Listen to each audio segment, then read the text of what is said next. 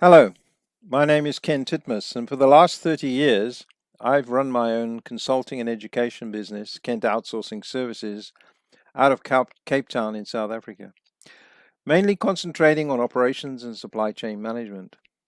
My activities have not only restricted me to South Africa, but I've completed many assignments in the rest of Africa, the Middle East, Europe, America, India, Australia, and Singapore.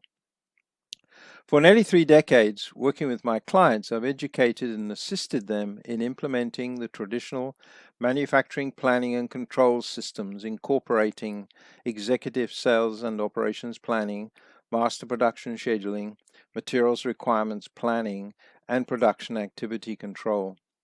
These systems were conceived in the 1950s, codified in the 60s, and commercialized in the 1970s, and were designed for a totally different world from that in which we live and work today. A world in which the landline telephone and the post office were our only support technology. How things have changed. My first planning system implementations in the late 80s were pretty successful, but as the world has become more global and VUCA, that's volatile, uncertain, complex, and ambiguous, the success rate has been diminishing. The prime focus was on improving forecast accuracy to get a better demand signal with which to plan. With supply chain and product proliferation and complexities, as well as longer lead times in the world today, it has become more difficult and virtually impossible to improve forecast accuracy to better than 70% at the SKU levels, if you're lucky. So our traditional planning has been based on inaccurate information, and hence this has resulted in no improvements in on-time, in-full delivery performance. We have out of stocks, we have back orders, we have too much of the wrong inventory and not enough of the right. We know for a fact that the 3 rules of forecasts are that they are wrong. The further out into the future, the more wrong they are, and the more detailed, the less accurate. In 2011, Carol Patak and Chad Smith edited and updated the 3rd edition of Orlicky's MRP book, which has been the prime planning text since 1975. In this edition, they first documented the new demand-driven Mrp Principles that uses accurate actual orders or demand to trigger replenishment of raw materials, finished goods, and distribution inventory buffers. Early adopters of this methodology have gained tremendous advantages in reduced inventories, greater service levels, and shorter lead times by using this methodology. In the last 8 years, this methodology has been adopted by many small companies and large corporations globally, with equally impressive results on 6 continents and in all categories of manufacturing and distribution inventories. There is no doubt that the next 5 to 10 years, this planning and execution methodology will be adopted by pretty well every business globally. The time to get in is now, to gain a benefit over your competitors, as opposed to playing catch-up in the years to come. As we will discuss later in the podcast series, there are 5 components of DDMLP, namely 1. Strategic inventory positioning. 2. Buffer profiles and buffer sizing. 3. Dynamic adjustment of the buffers. 4. Demand-driven planning. And then 5. Demand-driven execution. It's interesting to note that this DDMRP methodology, compared to the traditional way of planning our businesses, includes both planning and execution, whereas with traditional planning, there's no integrated execution ability. We will concentrate the next 5 podcasts on these 5 components of DDMLP, but initially in this podcast, let us examine why it's important to consider this new technique for planning. So, why should we change from traditional way of planning our businesses? Well, firstly, we have to acknowledge we have a problem, and we believe there are 3 pieces of evidence to establish this. Number 1, we have figures for the return of investment of publicly traded manufacturing companies that indicate that since the introduction of traditional MRP in the 1970s, their return on investment has diminished from around 4% to about 1% today, despite the introduction of manufacturing resource planning, enterprise resource planning, and advanced planning systems, all of which promised an improvement in business, but seemingly have not delivered. Number two, although we spend millions of dollars on integrated planning systems, we find the majority of day-to-day planning ends up on a spreadsheet as users battle to get their systems to perform for them. These spreadsheets are very personal to the user, not scalable, and are often error-prone as they are not generally audited in any way. Number three, lastly, there is the bimodal distribution of inventory in the system. In other words, we end up with too much of the wrong stuff and too little of the right, causing late and missed deliveries. We end up spending more money on inventory investment by trying to buffer our poor planning with large levels of safety stock. So the bottom line effect is chronic shortages, excessive inventories, and high expedite costs as well as waste.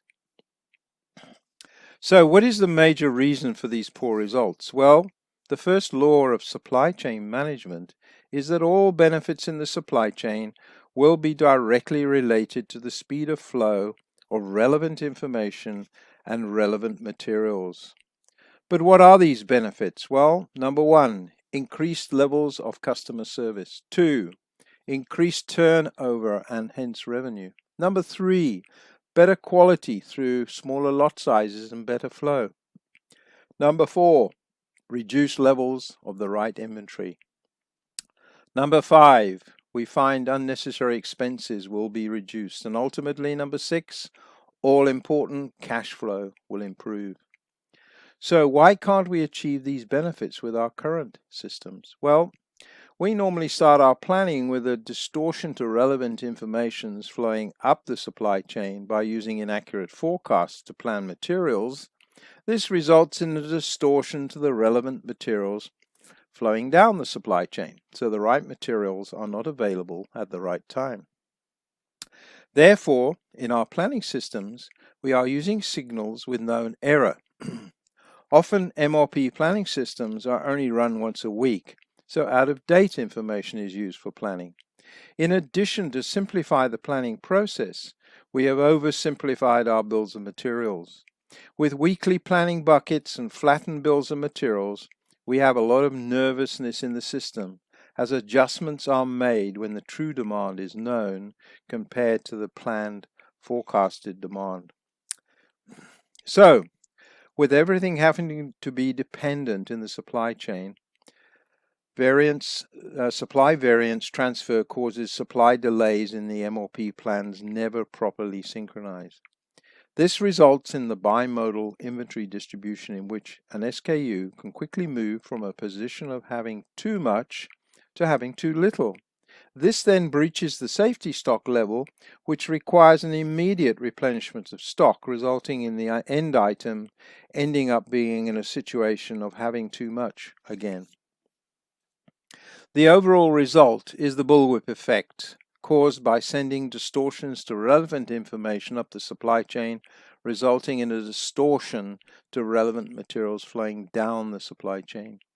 We have known about these bullwhips for decades, but have not really had a solution to stopping them until now.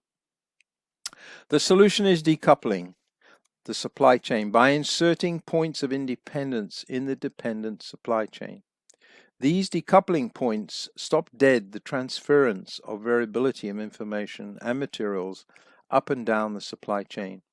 Variability is the number one enemy of relevant flow in the supply chain and is stopped at these decoupling points. The positioning of these decoupling points is a strategic decision, and it will be covered in the next podcast as the first component of the DDMRP process. In essence, DDMLP is about strategically positioning inventory buffers in the correct locations in the supply chain, protecting these buffered positions with the right levels of inventory, dynamically adjusting these buffers as changes in demand are detected, pulling the demand from these positions, and then adapting the positions to the continuously changing supply chain environment, all in real time. For more information on this methodology, we recommend you read the 3rd edition of Demand-Driven Materials Requirements Planning, authored by Carol Patak and Chad Smith. In addition, try and attend a 2-day Demand-Driven Planner course, either in a classroom environment or using the online webinar series from the Demand-Driven Institute. After attending this course, you will have sufficient information to go back to your place of work and apply these principles to a small selection of SKUs to see how it can work for you. From here, you can then plan a full implementation. For more information, you can access www.demanddriveninstitute.com, or you can contact me on ktitmus, that's KTITMUSS, at mweb.co.za.